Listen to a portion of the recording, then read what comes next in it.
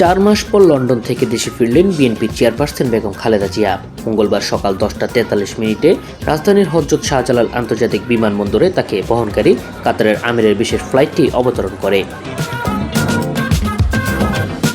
খালেদা জিয়ার সাথে তার 2 পুত্রবধূ রয়েছেন। বিমানবন্দর থেকে গুলশানের বাসভবন ফিরোজায় যাবেন খালেদা জিয়া। সেখানেও রাখা হয়েছে বিশেষ নিরাপত্তা ব্যবস্থা। সামনে থেকে সরিয়ে দেওয়া হয়েছে সাংবাদিকদের। এদিকে পূর্ব ঘোষণা অনুযায়ী খালেদা জিয়াকে স্বাগত জানাতে সকাল থেকেই অপেক্ষায় আছেন বিএনপি নেতাকর্মীরা। নির্ধারিত সময়ের অনেক আগে থেকেই নেতাকর্মীরা বাইরের সড়কে জড়ো হতে শুরু করেছেন।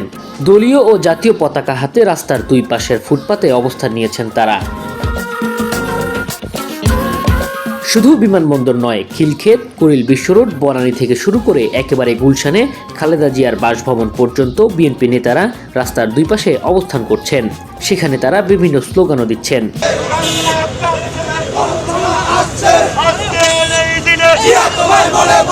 খালেদা জিয়ার আগমন উপলক্ষে বিমানবন্দর এলাকায় অতিরিক্ত জনসমাগমের সম্ভাবনা থাকায় ট্রাফিক পুলিশও ব্যাপক তৎপর রয়েছে।